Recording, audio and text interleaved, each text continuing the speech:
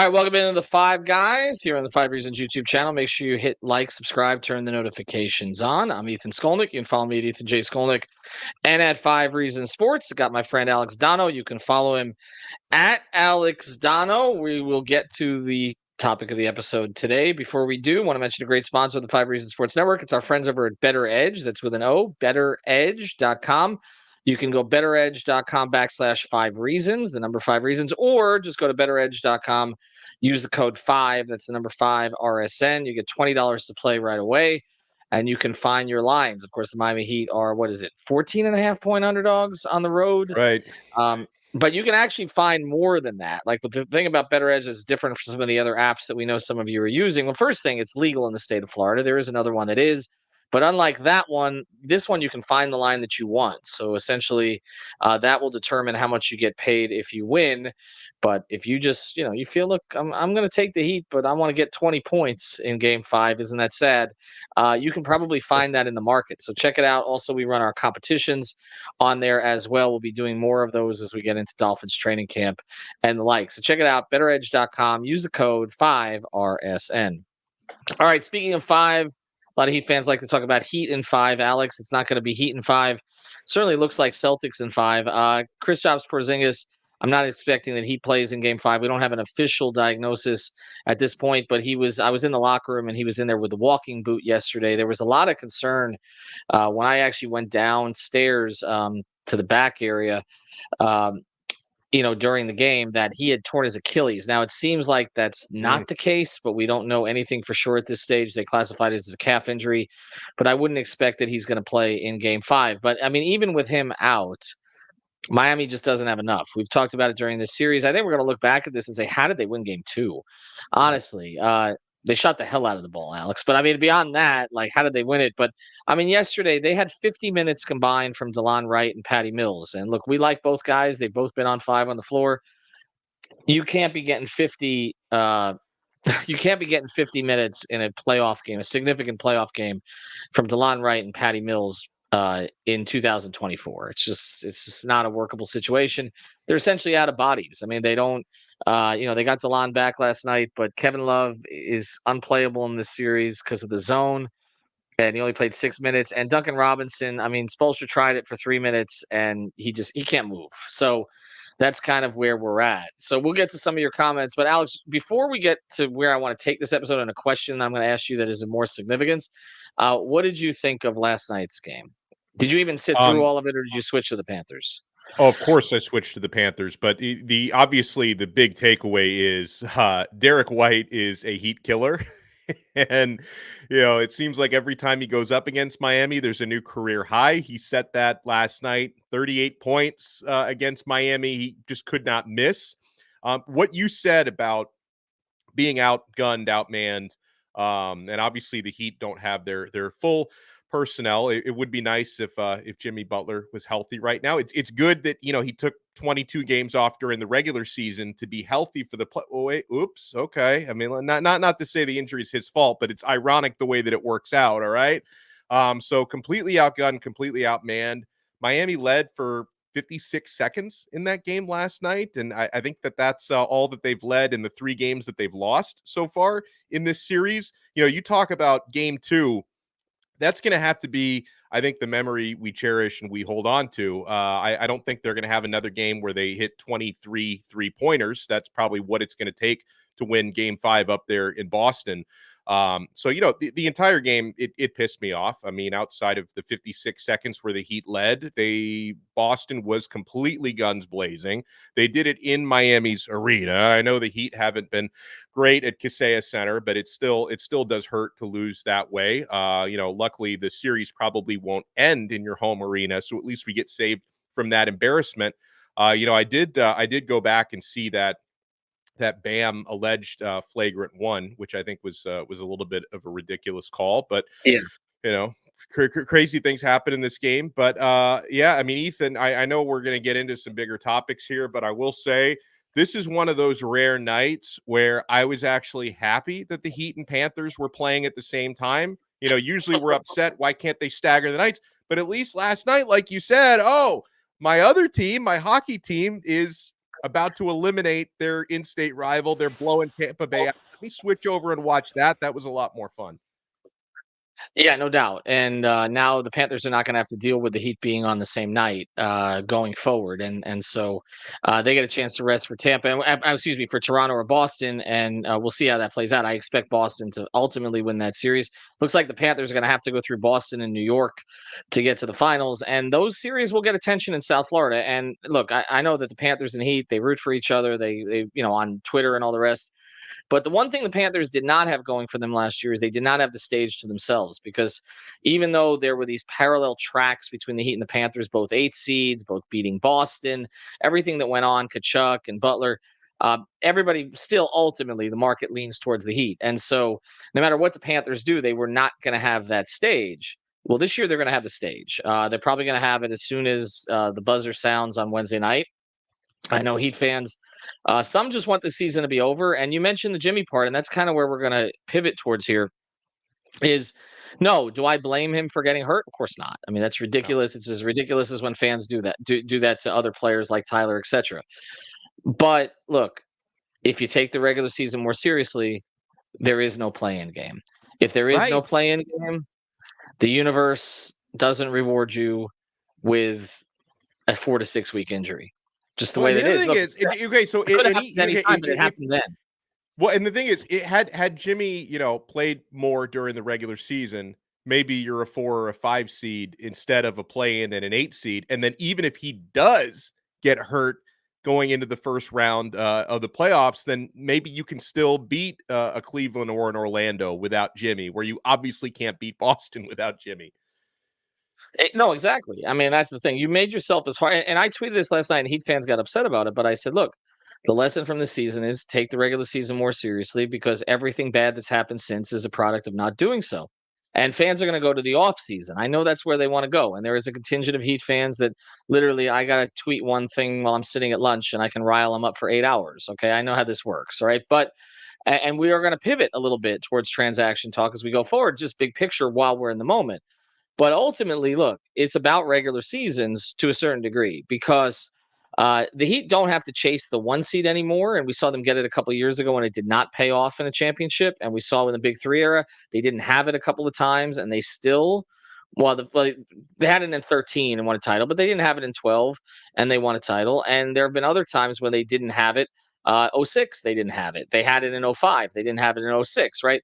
But we're not even talking about a 1 seed. We're just talking about like being a legitimate playoff team. And these days that means being in the top 6 of a weak conference. And that's really what it is. And I just think that there has to be more focus on next year on anything you can do. And look, it's not for me to make the suggestions. I don't know what it is. Okay. I'm not saying you force players to come back sooner or all the rest of that, but there has to be more of a focus on getting every game. And they punted some games this year. I was on that New York trip, and I know Bam was playing through something and he was trying to push through, and they wanted to finally rest him.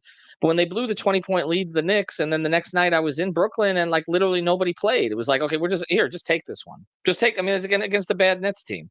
And I keep coming back to that there were certain games during the season, whether player effort or too many guys being out, that if they get, like you said, 2, 3, 4 more of these wins, even shorthanded, they probably could have matched up, like you said, with the Cleveland or Orlando and had a chance. They were not going to have a chance against Boston, no matter how overrated Jason Tatum might be. And God, is he overrated. But anyway, I do want to use this as a way to at least get into a topic we will get into more in the offseason. I think the biggest thing for the Heat now is they need to pick a direction. And this ties into what you're saying about the missed games and being in the play-in. Because if what you're basically saying is, okay, we need to go all in for Jimmy, whatever that means. And I try to ask Heat fans, what does run it back mean? And nobody can answer the damn question. Okay. They had a very different team on the floor yesterday than they had at the finals last year. And they would have had an even more different team if Terry Rozier was available. Okay. They did not run it back as like bring all 15 guys back. They have run it back in the past. They ran it back in 06, 07 after a championship. That was running it back. That was basically like 2 different players at the back end of the roster was all they changed. They made some changes. They just didn't change their top 3. Okay. And I think for most people, what run it back means is bring Tyler back. Honestly, I think that's the code for it.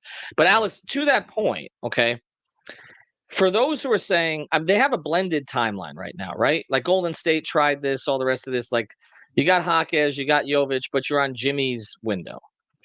And my question is, okay, if you can't count on Jimmy to play more than 50 games, you're going to be in this position again next year, aren't you? And so if that's the case, does it justify going all in on a Jimmy build? I mean, is it just to say, well, if you have Donovan Mitchell or you have somebody like that, they'll carry during the regular season? I mean, that's kind of wishful thinking. In the state that Jimmy Butler's in, and it's not going to get better as he gets older, would you go all in for him? Would you continue? That's one option. Would you continue the blended timeline? Or would you just go young? And to me, that means everybody's on the table. Wow, I think I'm reaching a point here where I could open myself up to the idea of going young. And if the Heat were to go in that direction, Ethan, it would require so much patience from a very spoiled fan base. Okay, because yes, there have been teams in the National Basketball Association that may be located in cities that can't attract free agents the way Miami can, right? Where Miami doesn't have to do a lot of long rebuilds because sometimes you're able to, and obviously your salary cap has to be in order. Other things have to be in play. Miami has not always had that luxury, but in theory, this is a market that can attract big name free agents. You also have the no state income tax, which is very favorable, which makes it, when you have, someone like Pat Riley and Andy running the show, it makes it theoretically a little bit easier to build quickly than other places, right? But at the same time, when you're talking about, a trio that is obviously built around Jimmy being the stud that he is, and if he is no longer physically able to really live up to that end of the bargain, I would not be opposed to the idea of going young and trying to build something in a more traditional way, but that would require a lot of patience from a fan base who has been, myself included, incredibly spoiled over the years. And it really started in the mid 90s. I know that they didn't get that championship until 2006, but for the better part of the 10 prior years, you were putting out there very competitive. Unfortunately, you had to go through Michael Jordan in a lot of those years, which you just couldn't do. But we're not really accustomed to going that route. I would not be opposed to it, but I think you would have to understand that maybe for a season or two, the atmosphere at the arena is a little bit less electric. It becomes a little bit less of an event for a little while. And I'm not sure if anybody from management on down to the fan base is going to be open to that becoming a reality. But that honestly, that might be the only way to get this right, Ethan.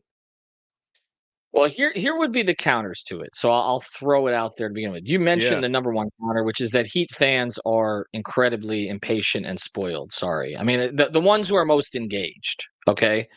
The casual Heat fan, I don't think is, but I'm saying and even a lot of those that go to the arena and just go because it's an event. But I think those that follow our content, those on Twitter, those who subscribe to our Discord, subscribe to Off the Floor for $2.99 per month. I think those fans, and I think you encounter this in the Kane space, they're not going to budge on this. They want, they want to compete every year for championships, and that's it. That's literally all they're going to tolerate.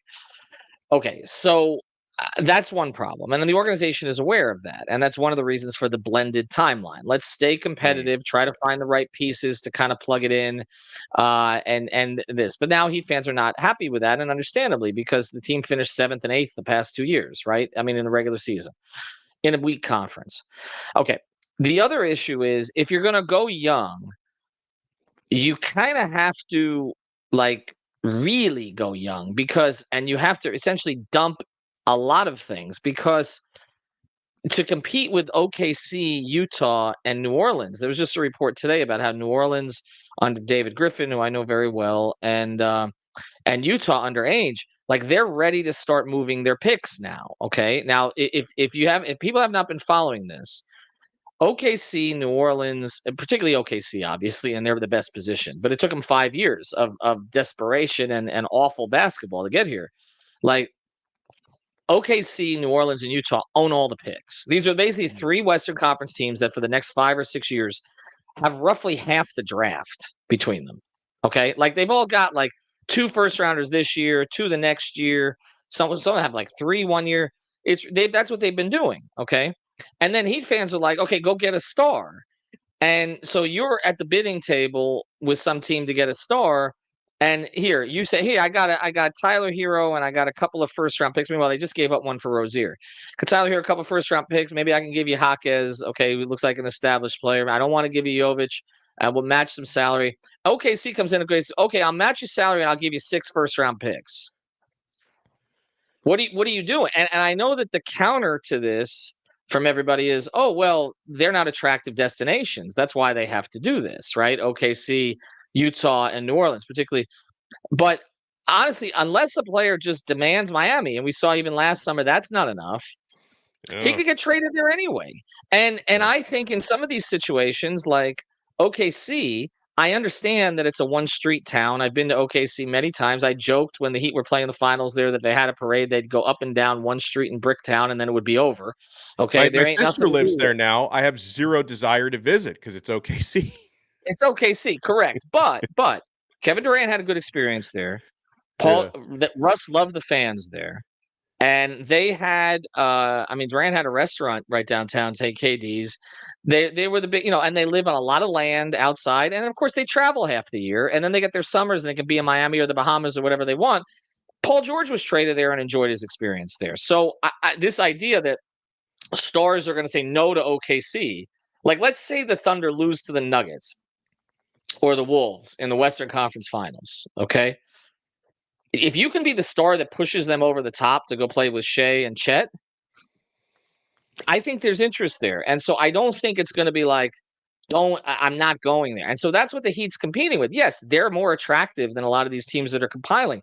But look, San Antonio is going to have money, okay, to spend. And they have a guy everybody in the league is going to want to play with. So these may not be attractive markets to most players. They may not be attractive markets to Adam Silver, okay? A lot of the star power is going to end up going to what are considered to be, markets that nobody really wants to watch, right? Like OKC or wants to go to. Like Stephen A. Smith's going to be pissed. But I don't think that players are necessarily going to say, I'm not going to go play with Wemby, so don't trade me there. I'm going to be a problem or I won't resign. I don't think they're going to say, I'm not going to go play with Shea. Okay. So, and look, New Orleans, I think, is a salvageable situation in the right circumstance. And you do have Zion there. So Utah, okay, I'll give you Utah. But the point is, Heat fans, if you want to go young, it really requires trading Jimmy.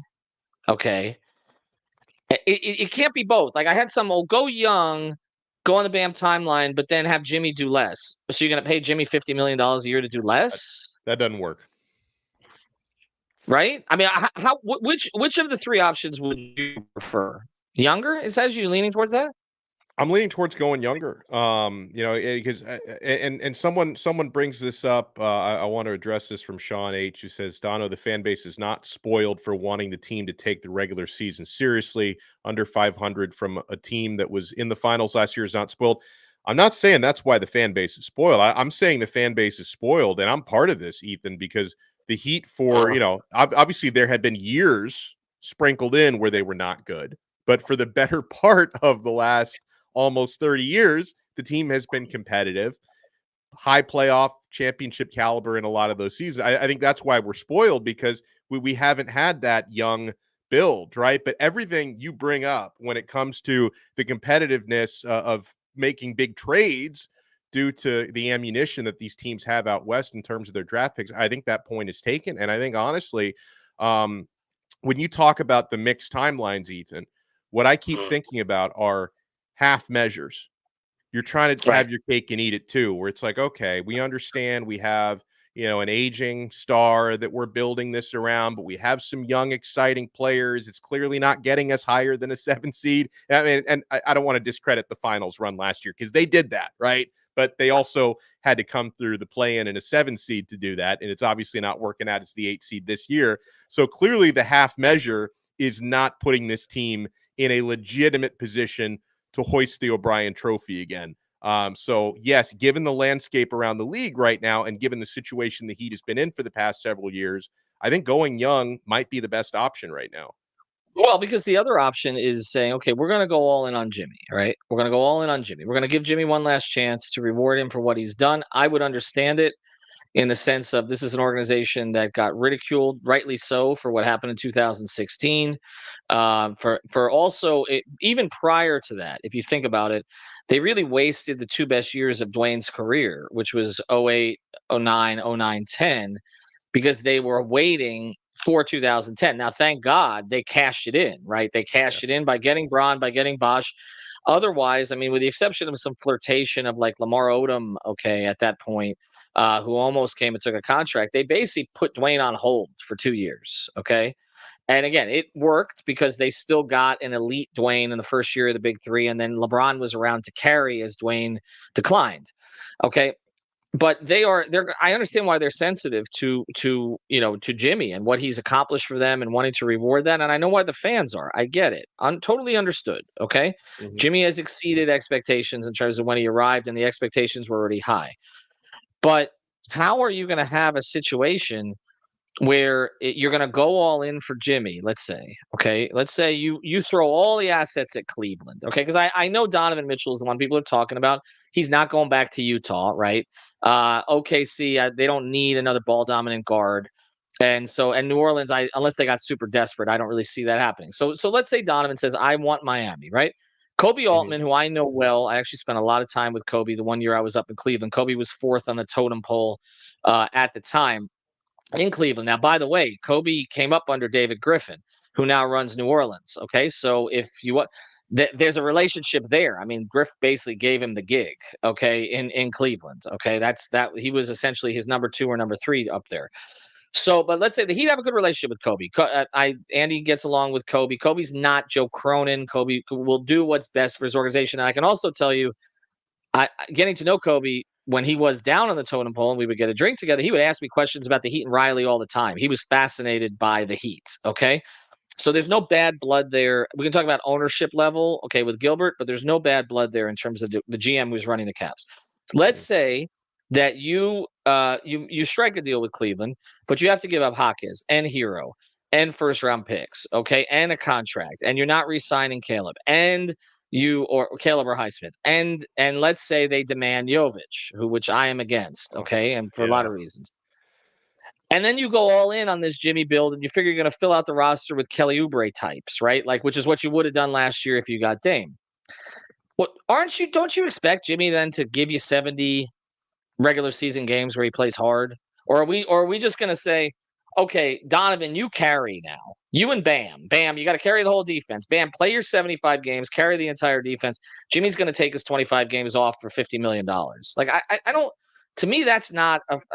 If you're going all in with Jimmy, then I think you need to expect Jimmy to play more, and I think you Yeah. need Jimmy to give more effort during the regular season, right? Not less, which is where I think fans are taking this.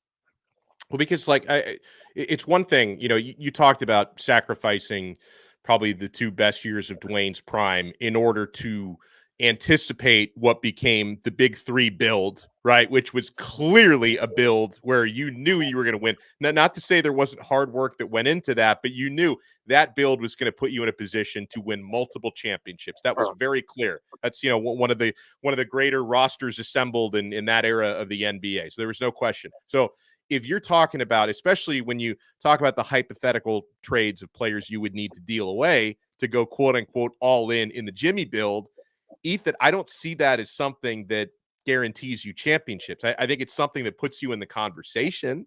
Does it make you better than the top teams? Does it make you better than Boston?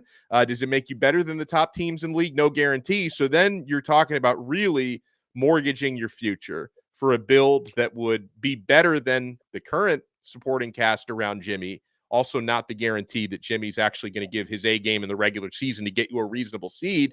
So my fear is you go all in that regard for the last couple of years of Jimmy, you still don't win a title, and then you've traded away young pieces that really could have helped you in that next phase, and then you have to start over again with your youth as well. That's scary to me. Well, it should be, and then I come back to this all the time. It's hard, and I understand you're in the moment. You want to win now. You want to win for the guy that you have, the star that you have, and you try to convince yourself that the guy you have can compete at the level of the other stars around the league. And Jimmy has proven that in the past. And I just don't know if he's going to be there. I mean, if he does, he would be bucking every trend. I mean, this is a guy who's Played a ton of minutes for Tibbs early on in his career. He's had a number of physical ailments over time, the knee, the wrist, the ankle, just all kinds of different things that have happened here. It's just natural. It's not that part's not his fault. Okay. But this is what happens. Okay. You don't have a lot of guys playing an elite level. LeBron has spoiled everybody. Has spoiled everybody. Like, what is going on with LeBron is not normal. Most players are retired by the time they're Jimmy's age, particularly with his wear. So and then you're looking at the young stars. You got an Anthony Edwards, you got a Shea, you've got some of these guys who are starting to come up on some of these teams. And then you have, like you said, a sort of a perfectly built team in Denver. Jokic isn't 30 yet. So we're saying, okay, you're going to put something together on Jimmy to win now. And then, okay, well, so some fans like, if you have to give up Jovic, you give up Jovic. Well, look, there are a lot of Heat fans who, by that logic, would have given up Bam in his first 2 seasons. I mean, and Jovic is younger than Bam.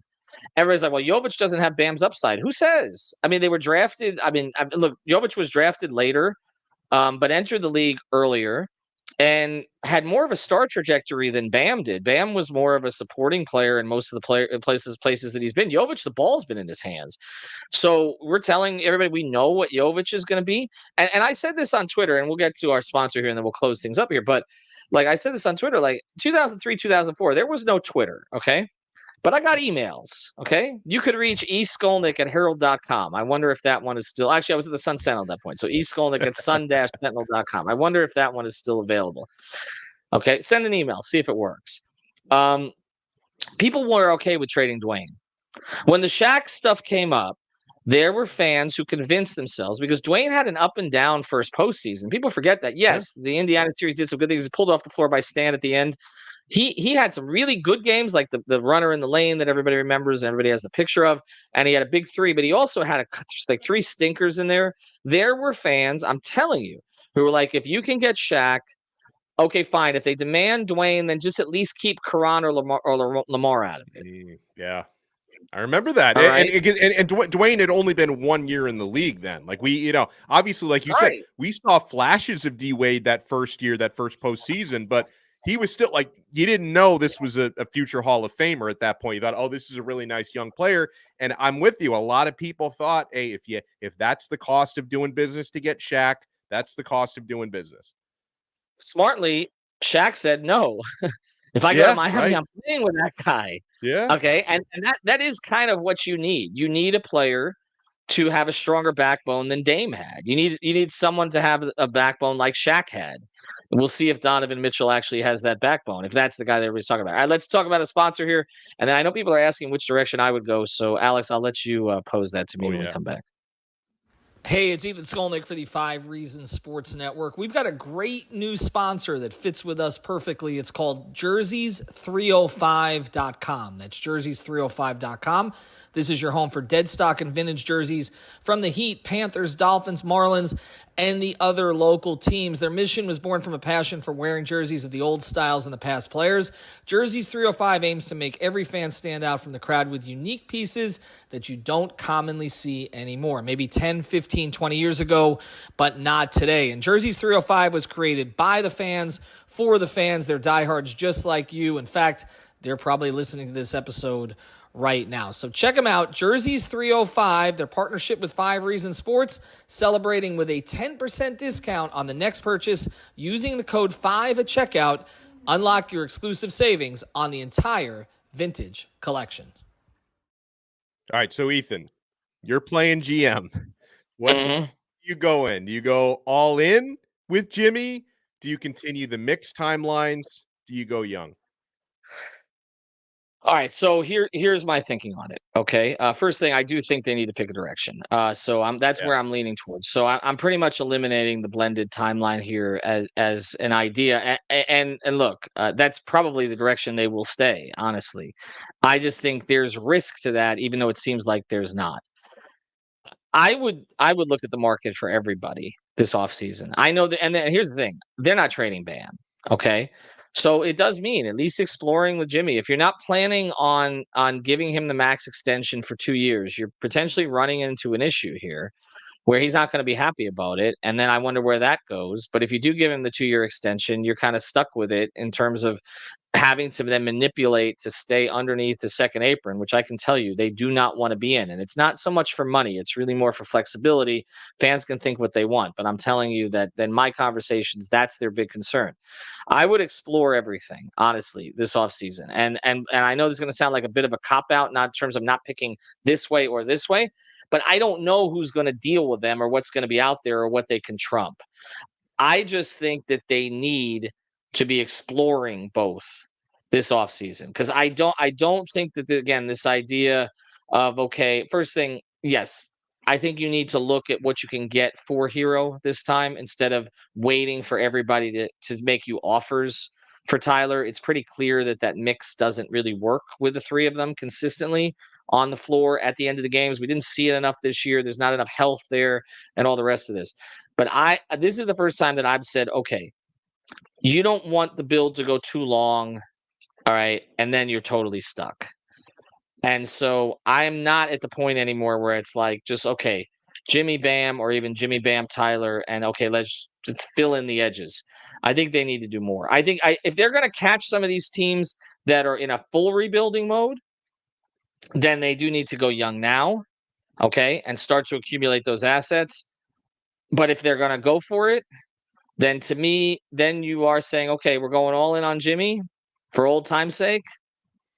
And then I think you put everything on the table but Jovic. Wow. I'm not Bam either. Not Bam either. Okay. But I'm saying anything but – and it's basically you're keeping Bam and Jovic with Jimmy and everything else, is open to it. So – again, I know that people are going to take it as a cop-out, and I'll hash it out more with Greg on other episodes, but I think this is actually a move for me because I've always been in favor of the blended timeline, and I'm coming off of it. I mean, people can say it's a cop-out, but at the same time, like, it would be malpractice for the Heat not to at least explore multiple avenues. So I think the fact that you're saying the blended timeline is no longer a viable option, I think that is a step in your direction because anybody can have a hot take. Like anybody can come on here and say, right, blow it up, start young. It's the only way. But at the same time, Pat, Andy, they've pulled off deals before that we didn't think could be pulled off, right? People didn't think they were going to be able to acquire Jimmy, right? I mean, they pulled people, the Shaq thing, the big three, they have pulled off deals that people thought were not possible. So to be fair, I did pick a lane. Ethan didn't, but Ethan is thinking this through a little bit more logically in terms of exploring. No, you're right, and that is a cop out on my part. But I just think that the one thing you cannot do, I'll go this above all, and we can close it here. Yeah. The one thing you cannot do is decide, okay, we're going to go all in on a Jimmy build, but it's okay if he plays 50 games and we end up with the 8 seed again. Yeah. It's not like if you're going in on a build with him, like and this idea that they've never gotten anything for him is wrong because they got Kyle Lowry because of him. Okay. So if you're going to do this again, and this time, unlike with the Lowry thing, you're giving up legitimate assets. Like that time they gave up Precious, right? And sort of the end of Goran's career, right? And all that. If you're going to give up like legitimate assets, like you're going to give up a Jaquez, you're going to give up Tyler's still an asset. I know people have their issues there, but he's still an asset to a certain degree. Okay. You're going to give up more future first after you've already given up one for Rozier, or you're going to give up Rozier. Okay. Or whatever. If you're going to give who's on a decent contract for 2 years, provided that he can get healthy, if you're going to give up these things for Jimmy, it can't be, hey, we'll see you in April. No. Like, let's put some emphasis on beating good teams during the regular season, like getting up, not being 0-10 against the top 5 in the West, when really Jimmy had one good performance out of those 10 games, and some of them he missed. That can't be the thing anymore. That just can't be the thing anymore. Like it's just not. It's not. You can't win the way. LeBron was available 75 or more games for the Heat. I know times have changed, but he set a tone. Okay. They competed in the regular season, and that prepared them to compete in the playoffs. And I don't think that it's workable to do this. It's okay. Well, we'll see you when you see you. But here's $50 million. We're going to trade all our assets to build. If you're going to do that, then it's got to be structured in a way where he understands too that he needs to give more during the regular season. That's kind of where I'm at. He never does play against the Wolves. That's right, Be Smoky Gaming. Thank you for the comments. We appreciate it. And again, these are discussions we'll have throughout the offseason. We just kind of wanted to set the table. Alex and I'll be back on Thursday. We may do Heat again. Ooh. Today. Yeah. But I don't know. I don't know if you're going to I mean, want we probably should do Heat again because something's going to happen Wednesday night. They're either going to extend the series, prolong our misery, or they're going to be setting their tea times. I have plans for Friday night. Anyway, have a good day, everybody.